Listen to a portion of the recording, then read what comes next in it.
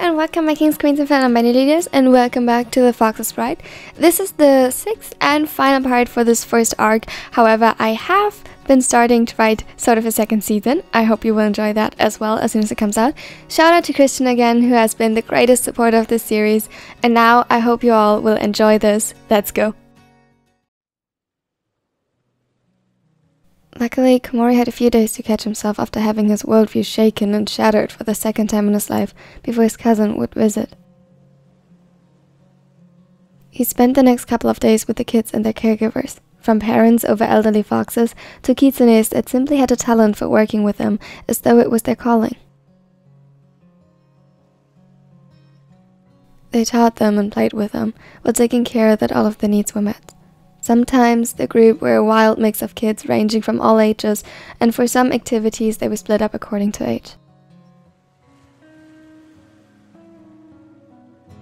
Never by gender though, which was the first thing he noticed.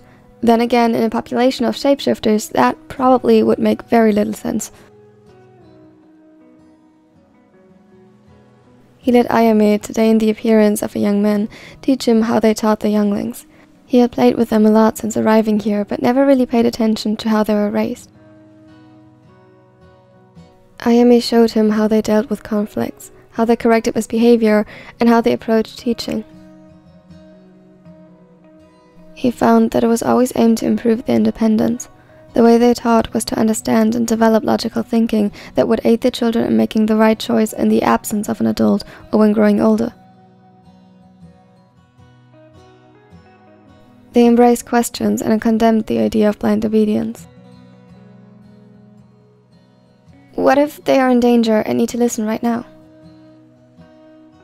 We have a signal for that. If we light a red foxfire or say red fire, they know to listen and ask questions later.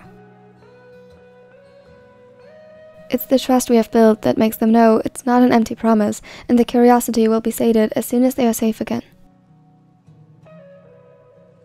Then we explain why it was necessary, and they can hopefully avoid it the next time around.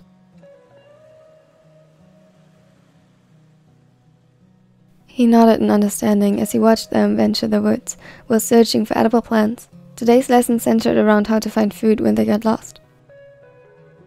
Do they get lost often? Around here? No, not really. It happens occasionally when one wanders off too far, but they are usually quickly found. However, who knows how many of them will become scholars or travel to other tribes. It is best if they are equipped with the essential skills of life first. Komori smiled and got up. Well, I better learn too then. We humans have become pretty reliant on living in communities where food is provided. I wouldn't last a day if I got lost. Ayame chuckled and followed his lead. As if your mates would ever let that happen.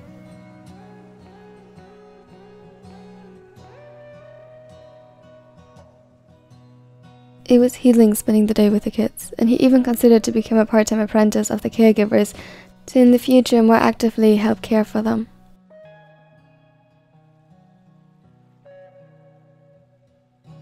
He wasn't sure yet. Many of the jobs done by the tribe were fun when done with the other foxes.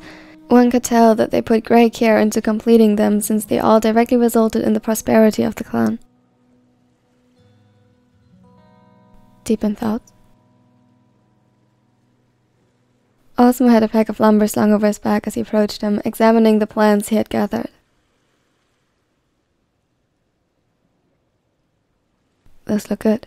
You should bring them to the kitchen when they're still fresh. I can accompany you if you want. I was heading there anyway. Escorted by the most handsome fox in the tribe? Gladly. Osmo nudged him playfully.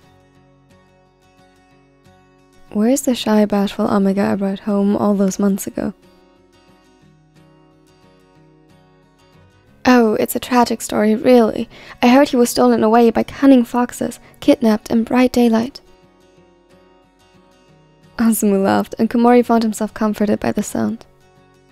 Truly, what a tragedy. Unless, of course, the foxes treat him well. Perhaps he actually likes it there. A smile grew on the Omega's lips, and he reached up to place a kiss on Osamu's cheek. He does.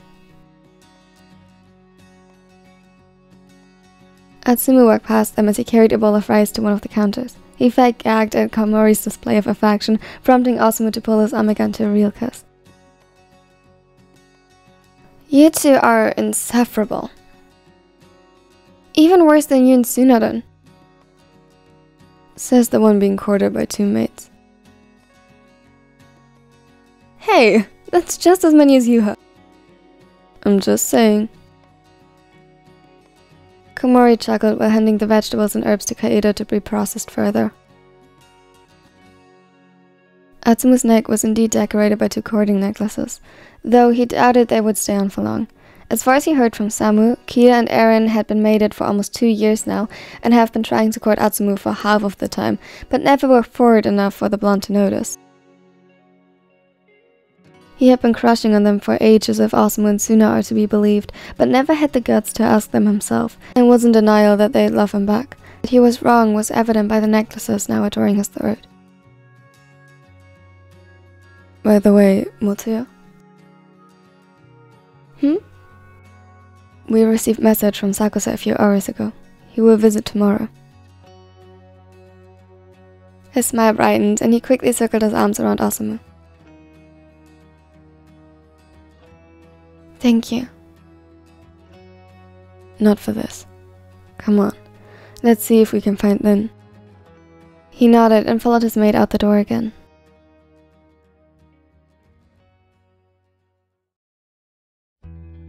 The next day, a nervous excitement had taken hold of the Omega, and he couldn't sit still as he waited for his cousin to arrive. He went from fishing in the river with Rin in the morning to climbing apple trees with Atsumu to check if they're healthy, and now tried to focus on weaving, but his hands were too shaky.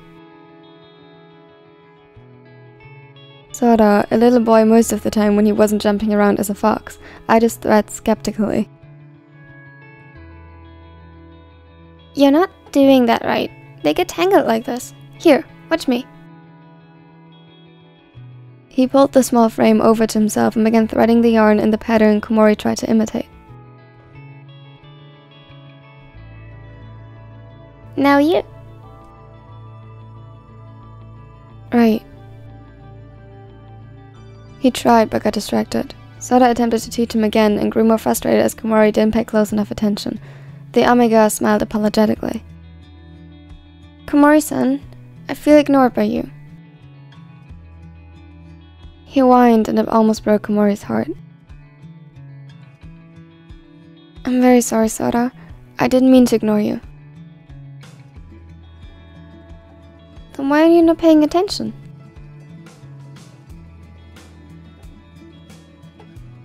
He took a deep breath, trying to ignore the insistent memories of how such behavior would have been unacceptable in his old home. Someone very important to me is going to visit today, and I'm happy but also nervous about it. That's why I can't focus right now.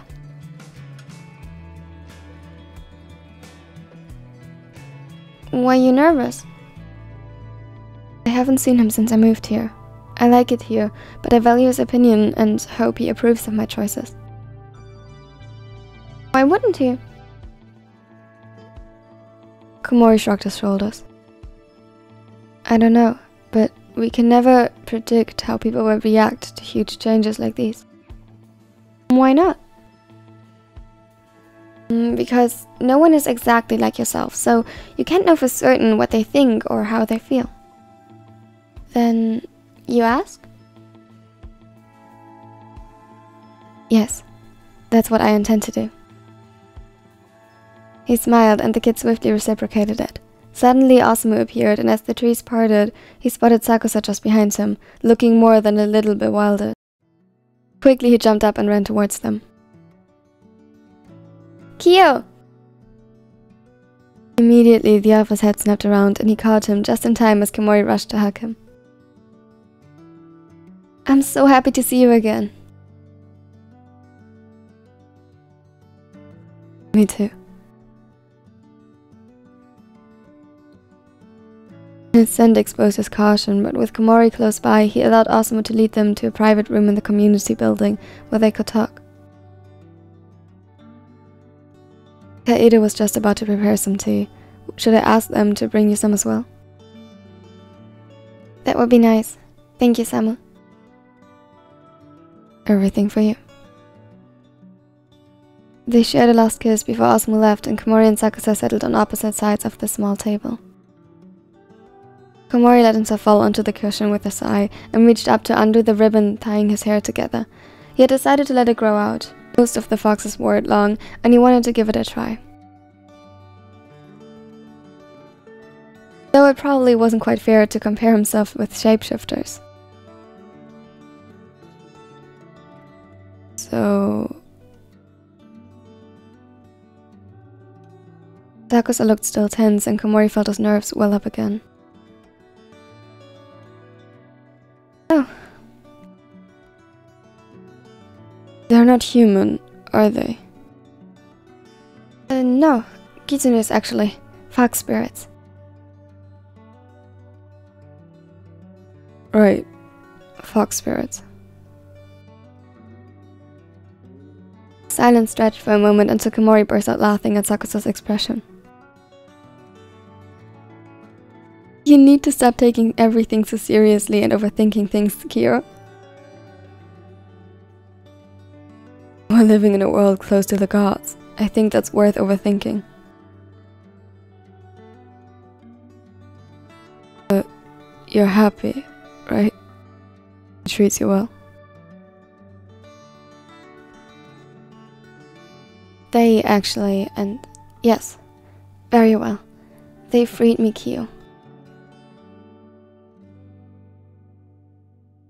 Yami looked at him confused, and slowly Komori began telling their story from the beginning, when he met Atsumu that fateful day at the small shrine behind their house.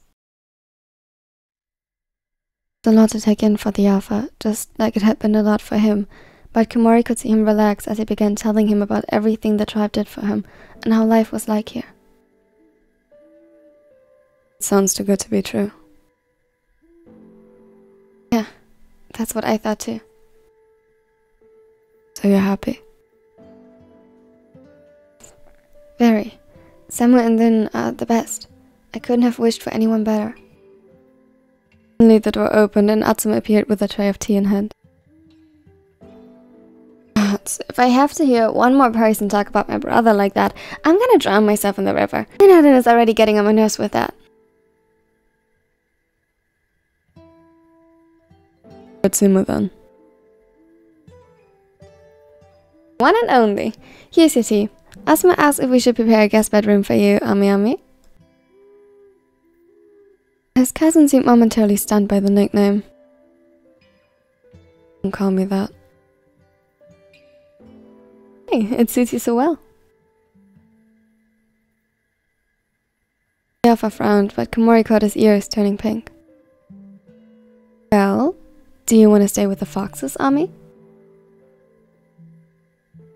Sure, as long as my room is as far from yours as possible. Aw, you wound me. He laughed again, and Komori looked at his cousin knowingly. Whatever you're thinking, stop it. I didn't even say anything. Your face said something. He laughed and quickly reached for his cup of tea. Now, if you want to stand a chance, you gotta act fast. He's already being courted by 2. Right. I shouldn't have assumed. Mori sighed at his cousin's sudden gloominess and pulled the hem of his kimono down a bit before clearing his throat. Remember, fox traditions are different from ours. That's not to say you should just straight up walk up to him and announce your courting, but there's nothing wrong with asking. Come for a bit, visit me more often, even if only as an excuse, and get to know him. And the others, of course. I think you would like it here. Sakusa still seemed a little skeptic, but Komori could see how the idea of a life as far from his family as possible lured him in. He didn't know what the future brought, but he knew he had found his happiness here, and part of him hoped his cousin would too. Congratulations, by the way. On the pup. Or I guess since it's part fox, you'd refer to it as a kid. He motioned vaguely towards Komori's stomach, effectively freezing him in place.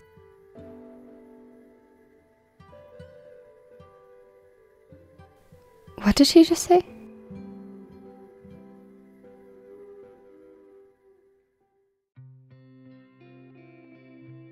Thank you so much for watching to the end. I really hope you enjoyed all of this. That's what I wanted to say. And yeah, leave a like and subscribe if you don't want to miss out on anything in the future. It would help this channel out so much. So yeah, thank you for that in advance.